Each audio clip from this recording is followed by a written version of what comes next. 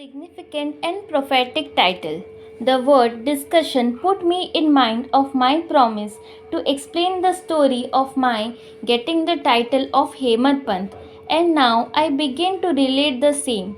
I was on close friendly terms with Kaka Sahib Dikshit and Nana Sahib Chandorkar. They pressed me to go to Shirdi and have Baba's darshan, and I promised them to do so. But something in the meanwhile turned up which prevented me from going to Shirdi. The son of a friend of mine in Lonavala fell ill. My friend tried all possible means, physical and spiritual, but the fever would not abate. At length, he got his guru to sit by the bedside of his son, but this too was of no avail. Hearing this, I thought, what was the utility of the guru if he could not save my friend's son? If the Guru can't do anything for us, why should I go to Shirdi at all? Thinking this way, I postponed my Shirdi trip.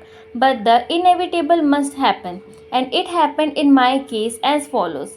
Mr. Nana Sahib Chandorkar, who was a divisional officer, was going on tour to Bassein.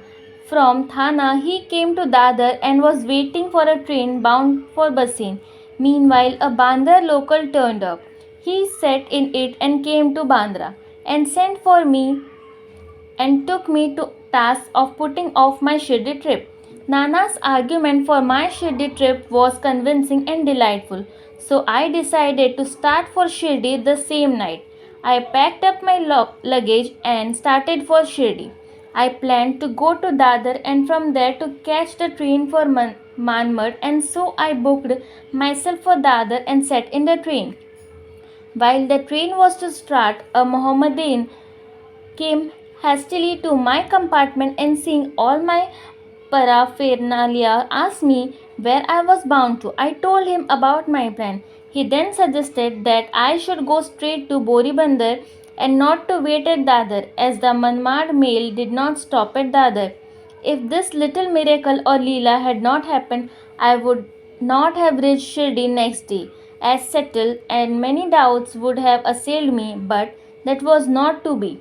As fortune favored me, I reached Shirdi the next day before 9 or 10 a.m. Bhau Sahib Kaka Dikshit was waiting for me there.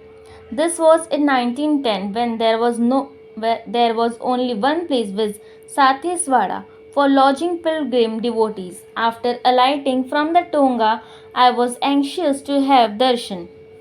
When the great devotee Tatya Sahib Nolkar returned from the masjid and said that Sai Baba was at the corner of the Vada and that I should first get the preliminary darshan and then after bath see him at leisure. Hearing this, I ran and prostrated before Baba, and my joy knew no bounds. I found more than what Nana Chandorkar had told me. All my senses were satisfied, and I forgot my thirst and hunger. The moment I touched Sai Baba's feet, I began a new life.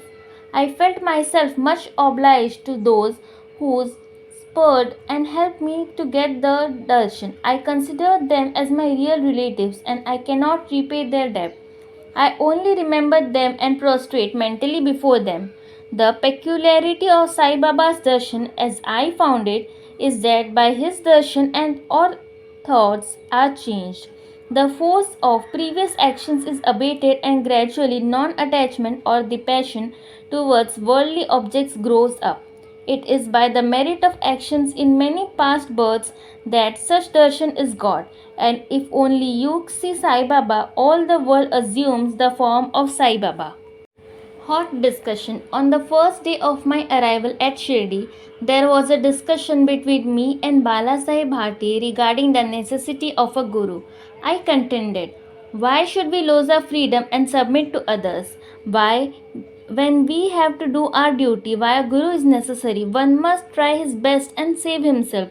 What can the guru do to a man who does nothing but sleeps indolently? Thus I pleaded free will, while Mr. Bhate took up the other side with destiny and said, whatever is bound to happen must happen. Even great men have failed. Man proposes one way, but God disposes the other way. Brush aside your cleverness, pride or egoism won't help you. This discussion with all its pros and cons went on for an hour or so. and as usual, no conclusion was arrived at. We had to stop the discussion ultimately as we were exhausted. The net result of this was that I lost my peace of mind and found that unless there is strong body consciousness on egoism, there would be no discussion. In other words, it is egoism which breeds discussion. Then, when we went to the masjid with others, Baba asked Kaka Sahib Dikshit the following: what was going on in the Sathis Wada?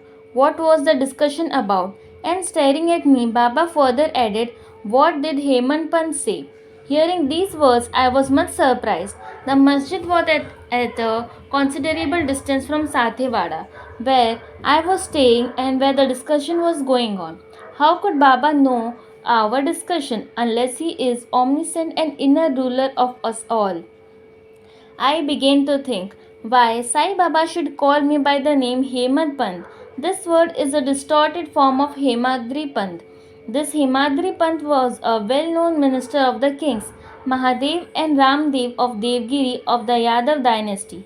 He was very learned, good-natured and the author of works such as Chaturvarga, Chintamani, dealing with spiritual subjects, and Prasasti, he invented and started new methods of accounts and was the originator of the Modi Marathi shorthand script. But I was quite the opposite, an ignoramus and mediocre intellect. So I could not understand why the name or title was conferred upon me. But thinking seriously upon it, I thought that the title was a dart to destroy my ego, so that I should always remain meek and humble. It was also a compliment paid to me for the cleverness in the discussion. Looking into history, we think that Baba's work, calling Mr. Dhabolkar by the name Hemant Pant, was significant and prophetic, as we find that he looked after the management of Sai Sansthan very intelligently, kept all the accounts properly, and was also the author of such a good work, Sai Satcharita, which deals with such important and spiritual subjects as dhyan, bhakti, dispassion, self surrender, and self realization. About the necessity of a guru. Hemant Pant had left no note, no memo about what Baba said regarding this subject, but Kaka Sahib Dikshit has published his notes regarding this matter. Next day, Hemant Pant's meeting with Sai Baba, Kaka Sahib went to Baba and asked Baba where to go. Baba said, high up. Then the man said, where is the way? Baba said, there are many ways leading there. There is one way from here, Shirdi also. The way is difficult. There are tigers and wolves in the jungles on the way. Kaka Sahib, asked, but Baba, what if we take a guide with us? Baba answered, then there is no difficulty. The guide will take you straight to your destination, avoiding wolves, tigers, and ditches, etc. on the way. If there be no guide, there is the danger of your being lost in the jungles or falling into ditches. Mr. Dabolkar was present on this occasion and he thought that this was the answer Baba gave to the question whether Guru was a necessity. And he thereupon took the hint that no discussion whether man is free or bound is of any use in spiritual matters, but on the contrary, real Paramartha is possible only as the result of the teachings of the Guru, as is illustrated in this chapter of the original work. In the instances of a great avatars like Rama and Krishna, who had to submit themselves to their Gurus, Vasishtha and Sandipani respectively, for getting self-realization, and that the only virtues necessary for such progress are faith and patience. Woe to Sri Sai, peace be to all. Significant